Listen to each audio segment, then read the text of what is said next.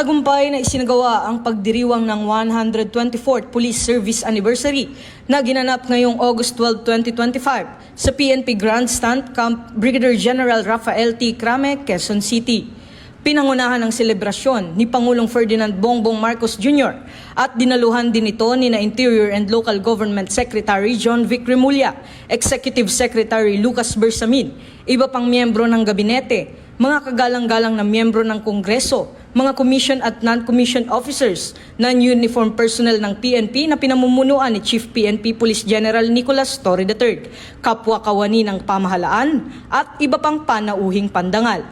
Sa temang pulisya, bantayog ng bayang matatag, layunin ng selebrasyon na kilalanin ang mga natatanging uniform at non-uniform personnel, gayon din ang mga unit ng pulisya na nagpakita ng kahusayan at dedikasyon sa kanilang mga tungkulin.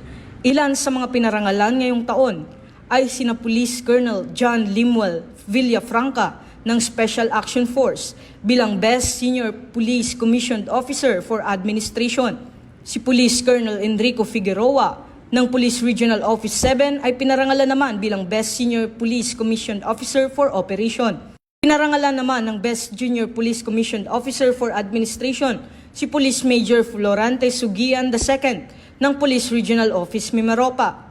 Best Junior Police Commissioned Officer for Operation naman si Police Major Renante Arambuyong ng Police Regional Office 5. Best Senior Police Non-Commissioned Officer for Administration naman si Police Master Sergeant Adelito Alinton ng Police Regional Office 12. Pinarangalan din si Police Corporal Brenz Jan Grageda ng Police Regional Office 5 bilang Best Senior Police Non-Commissioned Officer for Operation. Tumanggap naman ng parangal si NUP Jasmine Ponce ng PNP Information Technology Management Service bilang Best NUP Supervisory Level. Kasama si NUP Carol Valonda ng Police Regional Office 1 bilang Best NUP Non-Supervisory Level. Kabilang din sa mga tumanggap ng parangal ang pinakamahusay na mga unit tulad na lamang ng Police Regional Office Cordillera bilang Best Police Regional Office 2024, Cagayan Police Provincial Office bilang Best Provincial Police Office, Iloilo City Police Office bilang Best City Police Office at Eastern Police District bilang Best NCRPO District.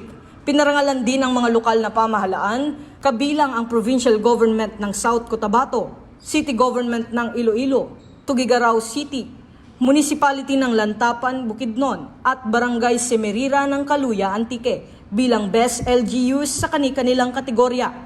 Kinilala rin ang kontribusyon ng non-government organizations na Zelo Incorporated at Bless Our Cup sa pagsuporta sa mga programa ng PNP. Sa kanyang talumpati, binigyan diin ni Pangulong Marcos ang mahalagang papel ng PNP sa pagpapanatili ng kapayapaan at kaayusan at pinuri ang dedikasyon ng mga alagad ng batas sa paglilingkod sa bayan.